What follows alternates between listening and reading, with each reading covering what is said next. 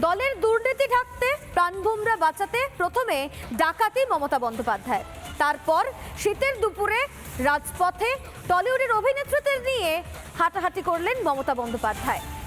কিন্তু এত সবকিছুর পরেও মুখ্যমন্ত্রী মমতা বন্দ্যোপাধ্যায়ের এই যে নাটক তা কি সফল হলো? রিপাবলিক বাংলার ক্যামেরায় ধরা পড়ল অন্য ছবি। মমতা বন্দ্যোপাধ্যায়ের এই হাঁটাহাঁটির জন্য চরম নাজেহাল হতে হলো সাধারণ মানুষকে। দেখুন, এক ঘন্টা থেকে উপর হয়ে গেল, এতদের থেকে দাঁড়িয়ে ছিলাম। কোথায় যাবেন? আমি তো বেলা যাবো, এবার হেঁটেই যাবো বাড়িতে, কি করবো? 1 ঘন্টা 20 মিনিট দাঁড়িয়ে।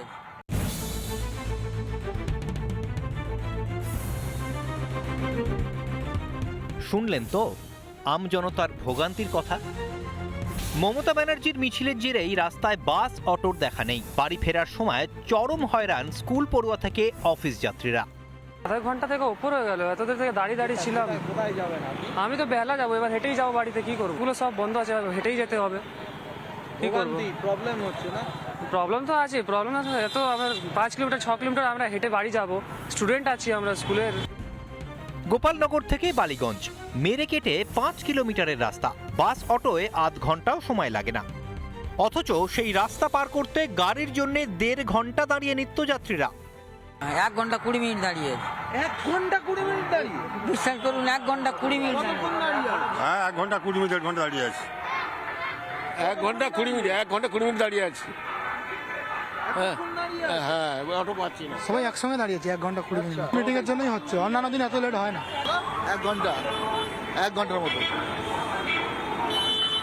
1.5 ঘন্টা দাঁড়িয়ে আছে, 1.5 ঘন্টা ধরে। 1.5 ঘন্টা? হ্যাঁ, অনেক করে দেবে। কিসের জন্য? বাস? অটো বালিগঞ্জ যাওয়ার জন্য। না, আজকে কি মিটিং আছে মনে হয়, কোনো কারণ আছে, সেই কারণের জন্য জামে দাঁড়িয়ে আছে, নাহলে এত হয় না।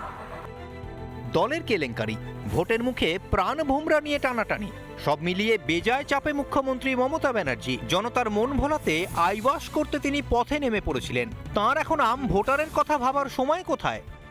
সত্যি কথা, আমরা যে একটা মানুষ, আমরা তো নাগরিক, আমরা তো ভোট দিই, কিন্তু আমাদের যে বাড়ি ফেরার ব্যাপার, অফিস করার পরে আমরা যে বাড়িটা ফিরবো, সেটা তো আমাদেরকে ঠিকমতো ফিরতে হবে। এবং বহু মানুষের বাড়ি বহু দূর থেকে আসছে, সে কে সাগর থেকে আসছে, কে পাথর থেকে আসছে। আজকে বাড়ি ফেরাটা আমাদের যে অনিশ্চিত হয়ে গেল।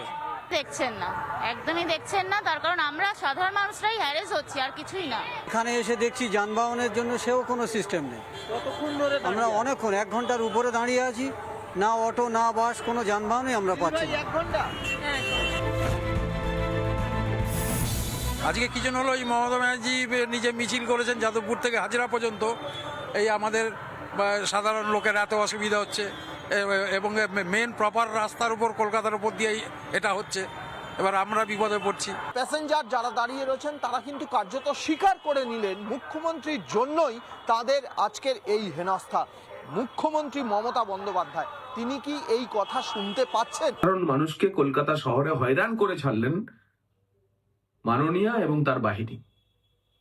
মানুষ বাস পেল না, ট্রেন পেল না, ভোগান্তির শিকার হলো। অটোর দীর্ঘ লাইন কলকাতা শহরকে লন্ডভন্ড করে দেওয়ার জন্য একমাত্র তৃণমূল কংগ্রেস দায়ী।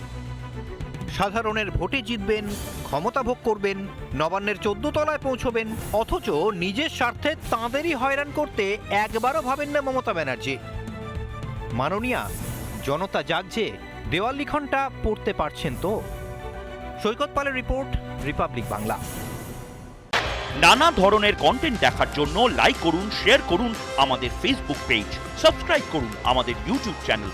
পাশাপাশি অন্যান্য ব্রেকিং নিউজের জন্য অবশ্যই চোখ রাখুন রিপাবলিক বাংলায়।